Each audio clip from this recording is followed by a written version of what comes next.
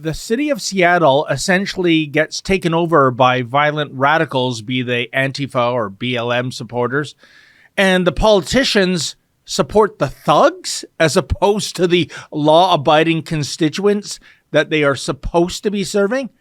As for those useful leftist idiots in the mainstream media, well, it's all a matter of nothing to see here, folks. Move along, move along. What a disgrace. It's unbelievable.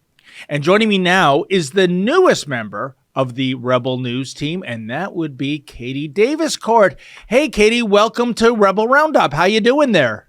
I'm doing great. Thanks for having me. I'm so excited to be a part of the team. Well, thank you for joining us today. And I got to tell you, Katie, my blood was boiling when I saw the intimidation tactics you had to endure by those Antifa and BLM punks. But I guess I always look for the silver lining in things, Katie. And the good news is once you saw what happened to your city, once you saw city councilors supporting these thugs, once you saw the mainstream media downplaying what was happening, you decided basically to become a citizen journalist. And here you are now on the Rebel News team. Is that correct, my friend? Yeah, that's exactly correct. So Antifa, I actually got my start a little bit before the George Floyd riots of 2020, and Antifa started seizing cities and really partnered with Black Lives Matter and burned down Seattle for nearly 9 months. And the reason why I got started was because Seattle was really the center of the Defund the Police movement.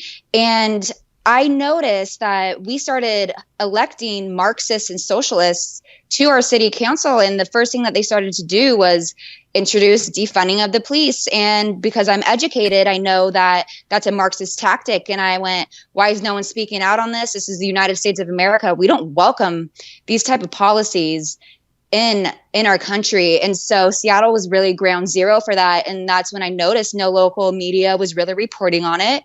And so I went out, I started reporting on it.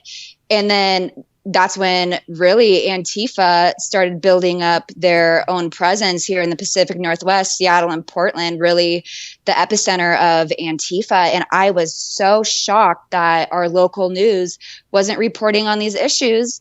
And our own city council members, they make Antifa emboldened with their support. I mean, one of our council members dresses up their own baby in an Antifa onesie. Oh, and you my have God. to think, yeah, it is just shocking. And so during George Floyd, like what you mentioned, was the real insurrection happened in Seattle. It wasn't the January 6th Capitol riot in Washington, D.C. It was when Antifa with Black Lives Matter overthrew a huge 6-block radius of Seattle in the heart of downtown and created the Capitol Hill Autonomous Zone, which our own city leaders helped them create and actually encourage. And they overthrew a police precinct.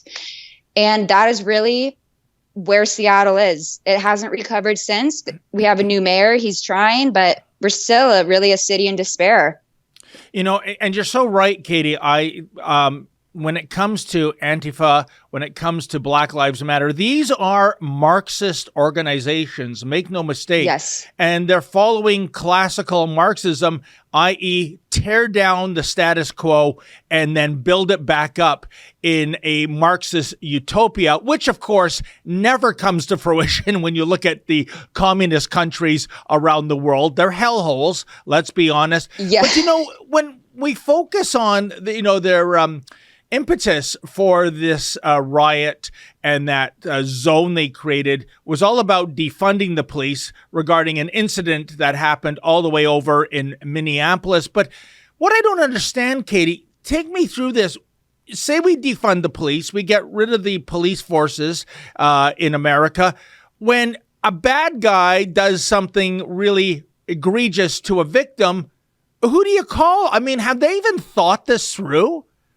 Yeah, they want to move to community-led policing, and it doesn't work. They tried it in Chaz. They had their own armed guards, and it ended in death. It ended in rapes. It ended in property destruction and stolen property. It doesn't work. They want to send social workers out in place of police. But why this also would never work is Seattle is so corrupt that we have prosecutors that don't prosecute, which has created, or essentially Seattle has become a lawless den of criminal lawlessness, because our justice system is a revolving door for criminals. They get away with committing as many crimes as they want. They go through the courts and they immediately get released because we don't hold our own criminals accountable, which is actually by design with these progressive policies. Hey folks, that was an excerpt from my show, Rebel Roundup. Now, to get the full meal deal, why not go to Rebel News Plus, sign up, and never miss a Rebel News Plus show in the future.